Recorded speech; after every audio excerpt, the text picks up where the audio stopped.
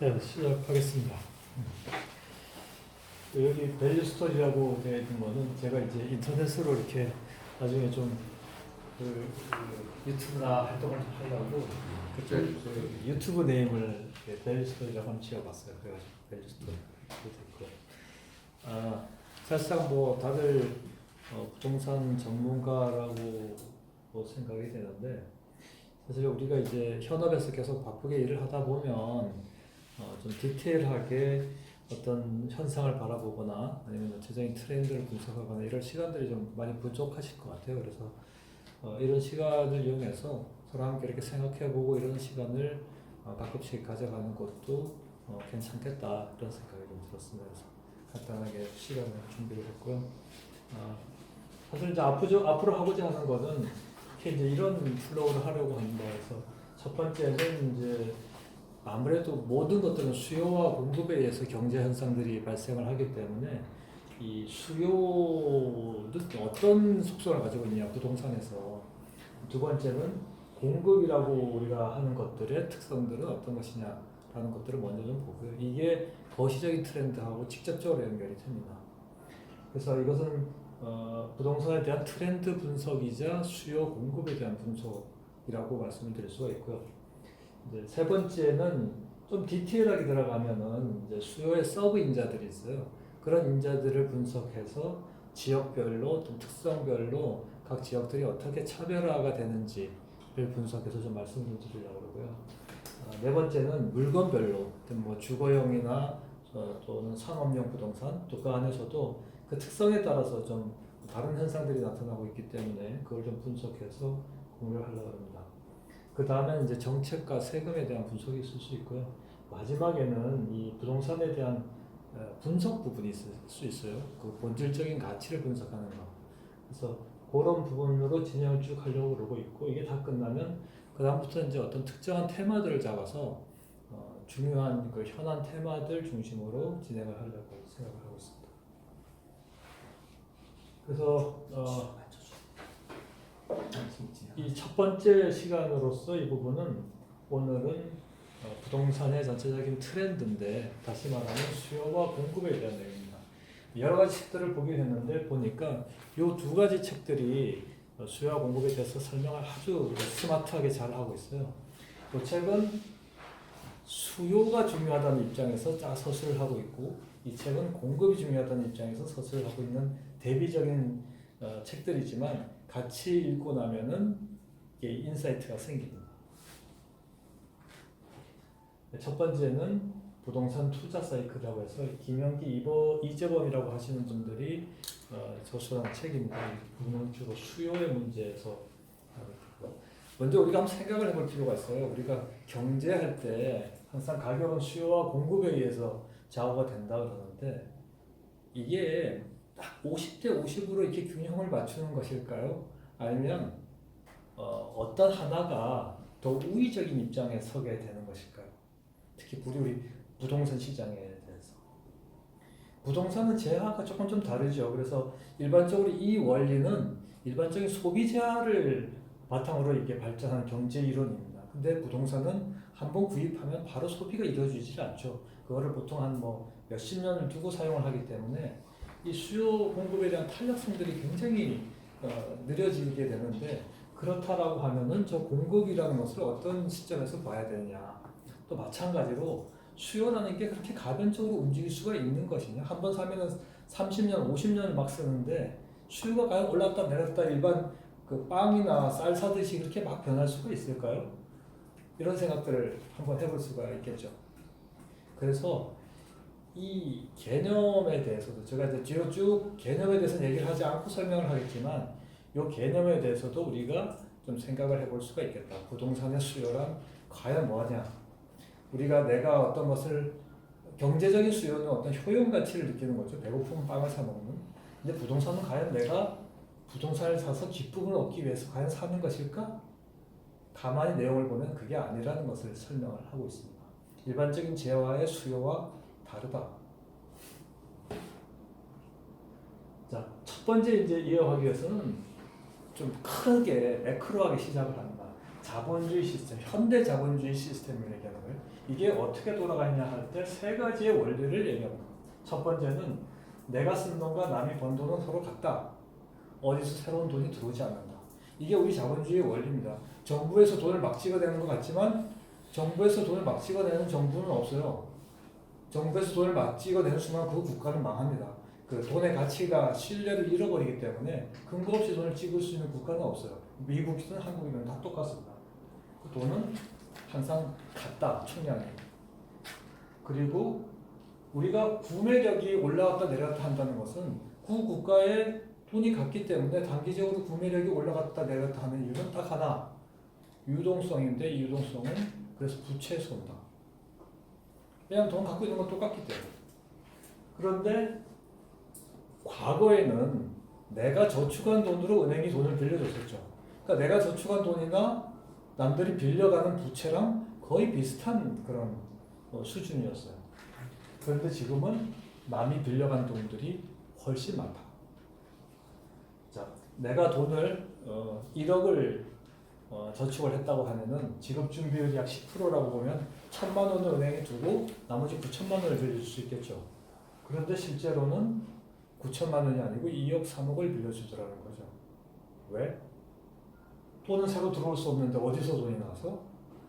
이게 이제 글로벌 자금들의 흐름이라는 거예요. 이게 비핵심 대치적 설명을 하는데 외국에서 달러들이 들어오는 거예요.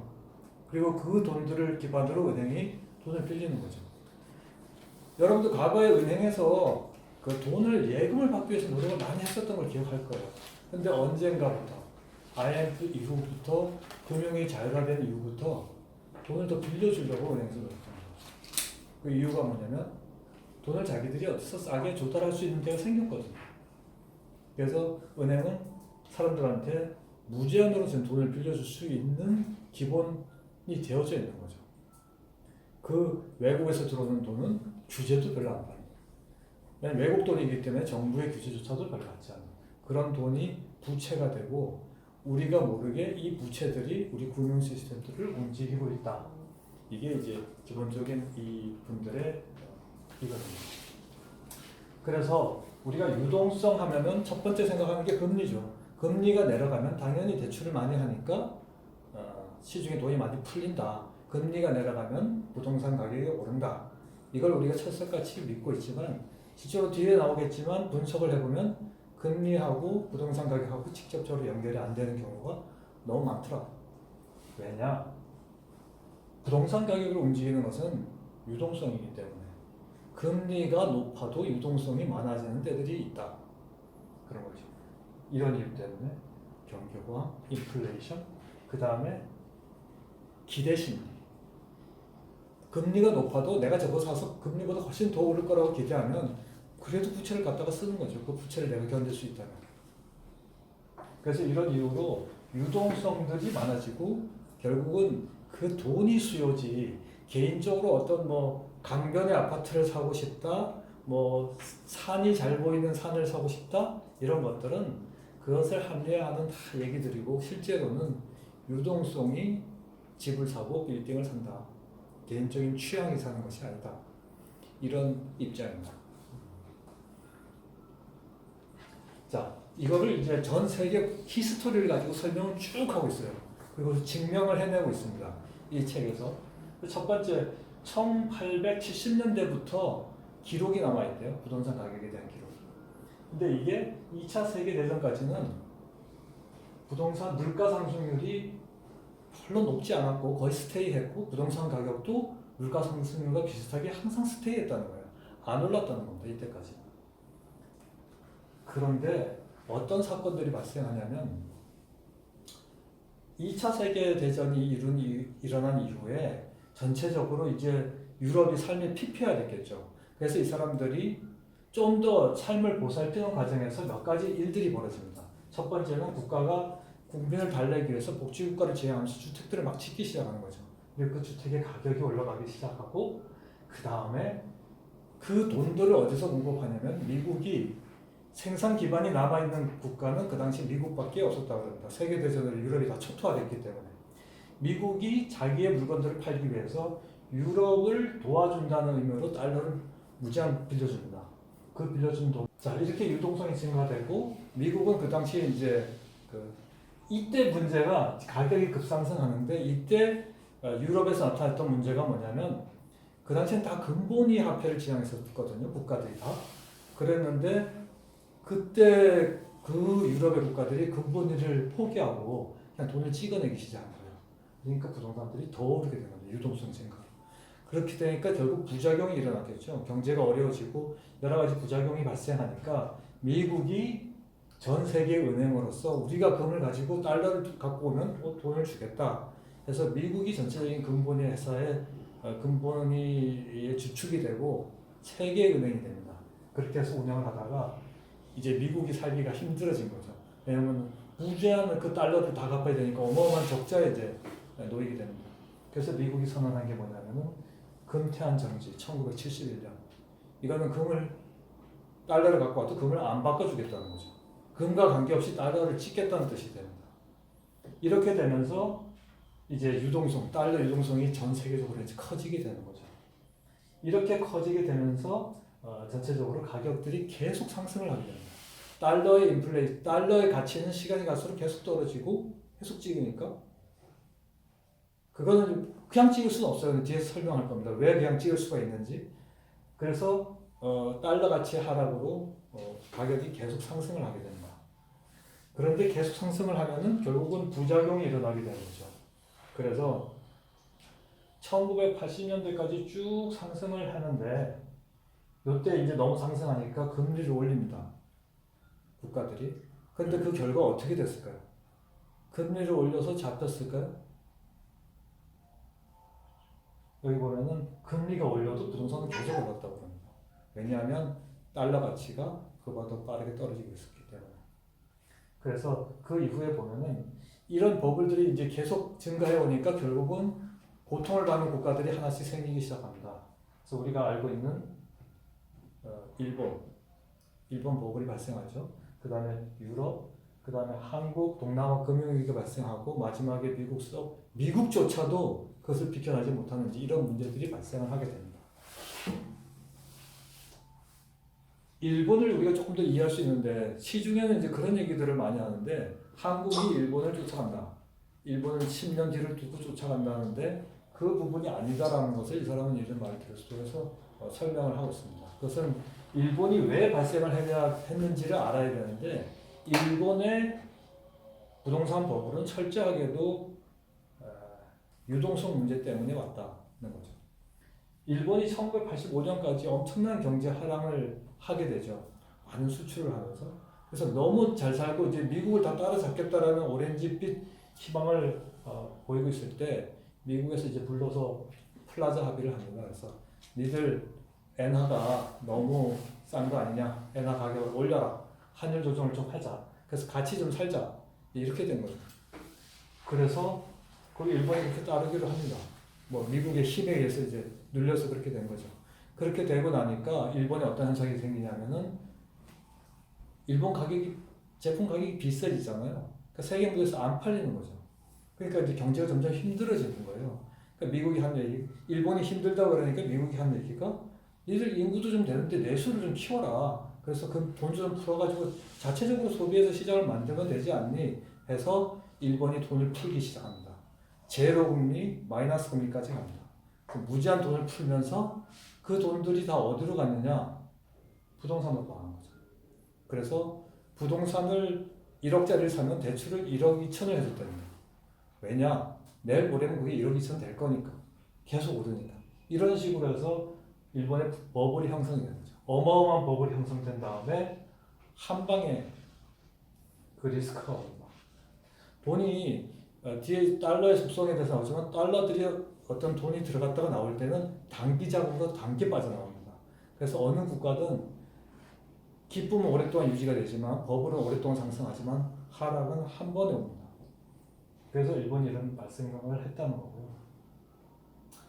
그 다음에 이제 그 일이 있은 이후에 약 5년 동안은 부동산들이 전체적으로 일본을 포함해서 전 세계 부동산들이 상승을 못하고 이제 답보 상태 내지는 뭐 하락도 하고 이렇게 되는 거죠, 국가별로. 그렇게 가다가 또 다른 해외 유로 커런시라는데 달러 자금들이 움직이는 부분들이 새로운 신종 상품들을 만들어내면서 다시 또 전 세계에 침투하기 시작합니다. 그러면서 또 다른 버블들을 또 만들어내는 거죠. 그래서 여기서 좀 이해를 하다 보면은 전체적인 국가의 이 글로벌 금융 시스템을 조금 이해할 필요가 있다라고 보는데, 제일 먼저 아까 그 1차 세계대전 이후에 살기 힘들어진 독일 뭐 이런 국가들이 어떤 일을 하냐면 이 가난한 나라의 역할을 합니다. 그래서 무슨 역할을 하냐면 열심히 미국에서 생산 설비도 사고 뭐 이렇게 해가지고 제조를 한 다음에 싼 값으로 미국에 파는 거죠. 싼 값으로 미국에 팔면 달러를 이제 받게 되지 않습니까? 그 달러를 이제 받게 되면 이 달러를 어떻게 할 거냐라는 게 문제가 생기는데, 이 이후에 이제 그 역할을 이어받게 되는 독일, 일본, 그다음에 한국, 동남아 그리고 중국 이 국가들이 전부 다 똑같은 딜레마에 빠지게 되는데, 물건을 팔아서 달러가 들어오게 됩니다. 달러가 들어오면 그 달러를 어떻게 할 거냐는 거죠.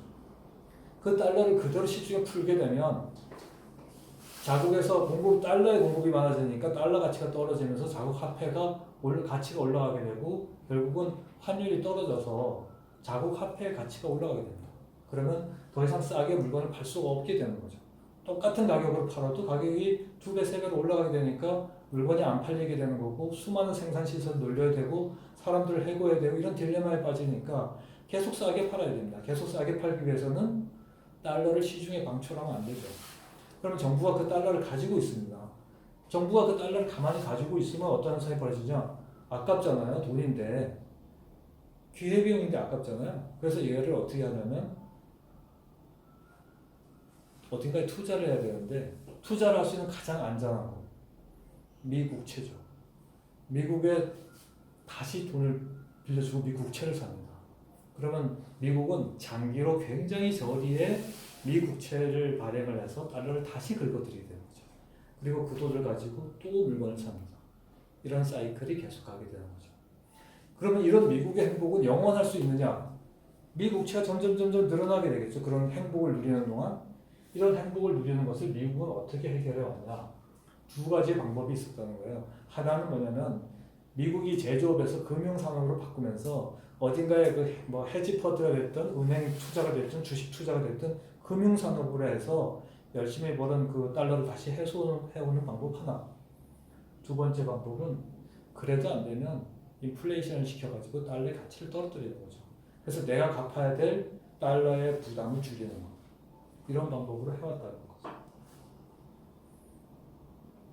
그래서 이 부유한 부유한 국가의 역할은 미국이 처음에 하다가 나중에 이제 그 점점 아까 이런 독일, 일본, 동남아, 중국 이렇게 그 역할을 이어받게 됩니다.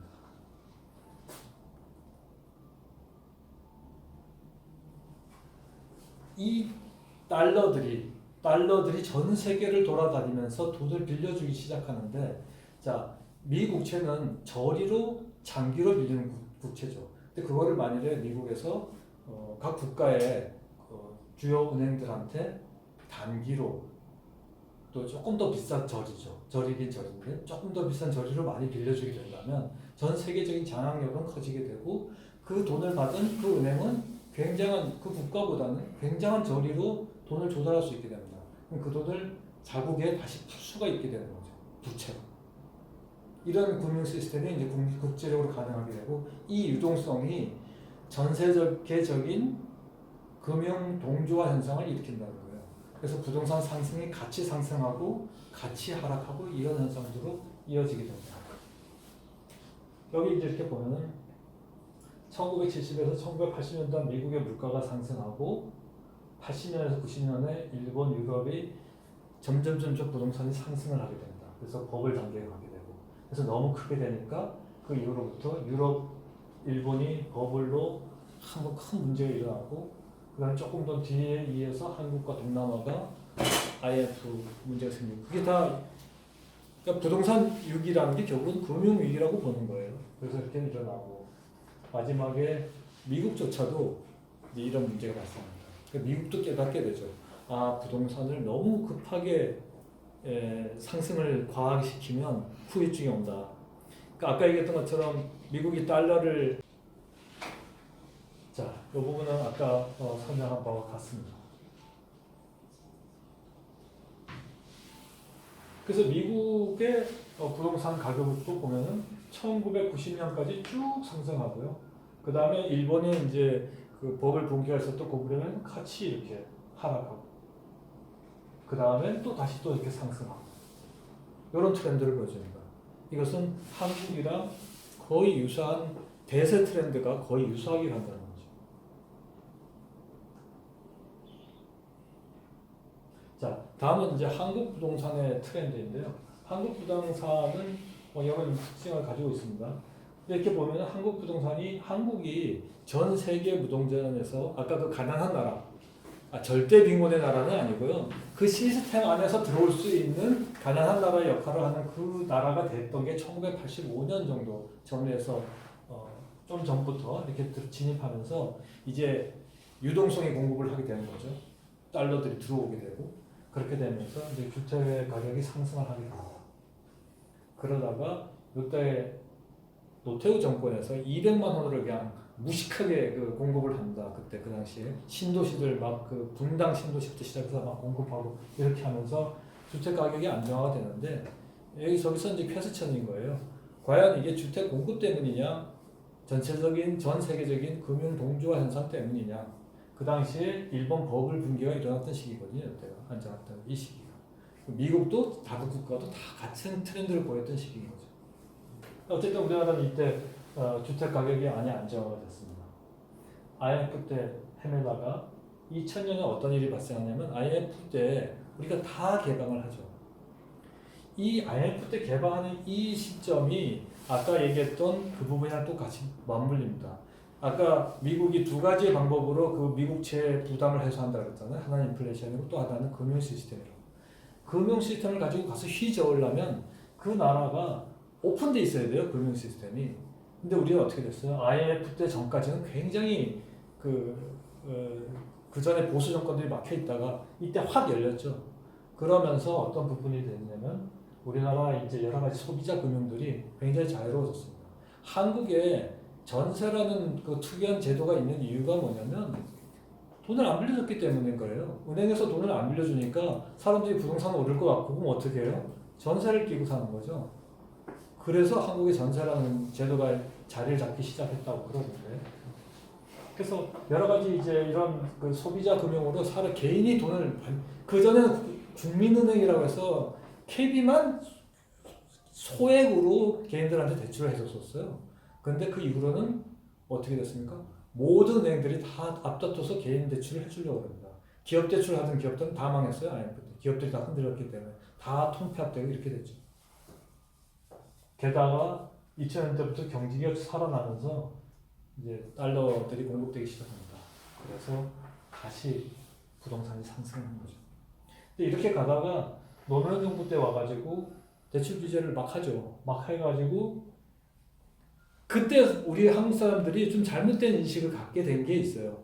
이렇게 대출 규제를 하고 막 난리를 쳐도 그래도 부동산이 오르더라. 정부가 뭐 하는 게 별게 아니다. 우습다라는 생각을 갖게 되는 사람들이 꽤 있어요. 근데 이 사람의 분석에 의하면 이 시기가 어떤 시기냐면 글로벌로 유동성들이 엄청나게 밀려오던 시기라는 거예요. 그래서 이 옆집이 다 문제가 생기고 이랬던 건데 한국은 그래서 그나마 좀 덜했다. 이런 것들 때문에 유동성의 힘을 다 막지는 못했지만 그래도 좀 통제해서 우리가 후유증을 좀 덜 겪었다. 이런 인식을 가지고 있습니다. 자, 2007년 말에 잠깐 리먼 사태 때문에 우리나라 힘들었다가 그 다음에 이제 이명박 정부 때 뭐 이렇게 갑니다. 이명박 정부 때는 뭐 리먼 그 후유증도 있고 해서 큰 뭐 이슈는 없었어요. 근데 이제 박근혜 정부 때 들어와서 경제적으로 좀 더 살리기 위해 가지고 이제 경기를 부양하기 시작합니다. 근데 경기를 부양하기 위해서 시중에 돈을 풀잖아요. 근데 그 돈은 아까 뭐라 그랬습니까? 부채라고 그랬잖아요. 이 부채가 다 그 소스가 어디냐면 글로벌 달러가 다 소스라는 거죠. 누군가가 돈을 줘야지 돈을 푸는 거지 없는 데서 돈을 만들 수 없다고 그랬지 않습니까? 그래서 달러 자금이 밑에 숨어 있고 그걸 비핵심 대출이라고 한다고. 정부도 모르고 우리도 모르는데 은행 간에 서로 빌려주는 거죠. 미 국채가 한국은행으로 들어오는 거죠. 그리고 그 한국은행은 그 돈으로 싼 값에 사람들한테, 개인들한테 대출을 해주는 거죠. 이렇게 되면서 다시 이걸 금융가속기라고 합니다. 그렇게 돌리는 것을. 그렇게 부동산이 상승하기 시작합니다. 그러다가 다시 이제 문재인 정부 들어와서 규제가 시작되죠.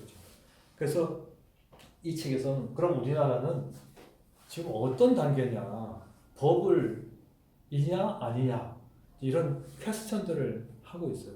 근데 이 사람은 버블이라는 용어에 대해서 매우 다른 인식을 가지고 있습니다. 버블이라고 하면 우리가 어떤 생각을 갖고 있냐면 풍선이 막 커지다가 빵 터져서 복원 불가능한 상태를 되는 것을 버블이라고 우리는 생각하는데 이 사람은 그게 아니라 이 금융 가속기의 속성상 어느 정도 이상으로 슈팅되는 것을 그 버블이라고 부르고 이거는 인플레이션 때문에 일정 시점이 지나면 다시 복원된다. 그래서 모든 금융 시스템은 일정 부분의 본물이 주기적으로 찾아오게 된다는 거고 그리고 또 지나가면 또 회복된다는 거예요. 그러니까 너무 두려워할 것도 없고 그 시기를 잘 활용해서 투자의 타이밍을 잘 관리를 하면 된다. 이렇게 인식을 하고 있습니다. 그런데 여기서 하나 이 사람이 워닝을 하고 있는 게 있어요. 그러니까 한국에 대해서는 여러 가지 지표를 계산하면서 뒤에도 나오지만 한국은 아직까지 버블이라고 볼 수 없다. 약간은 주의해야 될 부분은 있지만 버블은 아니다. 더 오를 에너지가 많이 비축되어 있다라는 인식을 가지고 있습니다. 그런데 하나 주의해야 될 게 한국의 전세제도라는 거죠. 이 전세가 자금이 전세금을 들고 오는 사람이 내 자금이면 상관없는데 이제 이 사람들도 대출을 받아갖고 들어왔다는 거고 그 전세 자금 자체의 소스가 결국은 금융가속기라고 불리는 저 달러가 기본이 되는 그 유동성의 바탕이 된다는 거죠. 그래서 이 달러들이 빠져나가는 그 시점이 오면은 일본 버블이 그랬듯이 한꺼번에 큰 리스크가 올 수 있다. 우리 막 전세 대출 막 몇 억대 그냥 받잖아요. 저리로 큰 부담 없고 하니까. 근데 이게 리스크로서 우리가 주의해야 될 하나의 부분이다. 자, 요거는 주식 가격과 부동산 가격을 비교한 건데 이 차트를 보면은 이제 부동산은 더 이상 금융과 따로가 아니고 주식과 같은 트렌드를 가지고 간다. 결국 유동성을 바탕으로 가격 트렌드가 움직이는 거다라는 것을 설명하고 있고 여기 그래프를 보면은 한국의 이 부동산 가격 그래프인데 보면은 지방하고 서울하고는 좀 그래프가 차이가 납니다. 근데 강남하고 서울은 거의 똑같이 가고 있어요.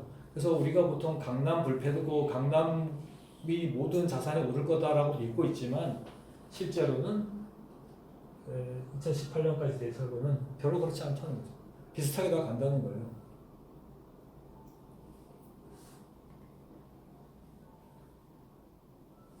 자, 그래서 지금 현재 우리는 뭐 2기, 3기 신도시까지 공급이 많이 증가하고 있죠. 그런데 이 사람이 퀘스천을 던지는 건 그겁니다. 그 많은 공급을 받아내려면 돈이 어디가 써 있어서 사느냐. 지금 대출 규제는 다 해놨는데 사람들은 돈이 어디서 있어서 다 살 거냐. 결국은 다시 금융 시스템이 돌 수밖에 없을 거다. 이렇게 되면서 우리나라의 금융 위험도도 커지게 된다. 이런 얘기들을 지금 하고 있습니다. 지금 우리나라 금융 시스템을 한국은행에서 금융안정지수라고 하는 것으로 평가를 하는데 보통 8에서 22 사이가 이제 위험 사이라고 그래요. 그러니까 8은 아주 적은 위험이고 22가 매우 큰 위험인데 0은 위험이 하나도 없는 거고 한국은 8일 정도 왔다 갔다 하고 있다고 합니다. 그러니까 아직은 이 위험지수가 그렇게 크지 않은데 그 이유가 한국은 지금까지 일본처럼 또 미국의 그 서브프라임 모기지 때처럼 어마어마한 유동성을 공급한 적이 없다. 그래서 자산이 좀 올랐었지만 앞으로 한국의 부동산은 더 오를 수 있는 여지는 있다. 그런 겁니다. 그래서 외국 논문에 의하면 1년에 30% 정도 상승하면 강한 버블이라고 하고요. 20%가 약한 버블이라고 하잖아요. 그 다음에 약 한 4, 5년에 100% 오르면 버블이라고 정의를 한다 그래요. 네, 그런 정의를 이렇게 보면 한국에도 몇 번씩 약한 강한 버블이 이렇게 찾아왔는데 그때마다 또 해소하고 넘어가고 이렇게 했던 거죠. 근데 누적된 버블이 일본처럼 발생한 적은 없었다. 그런 거죠.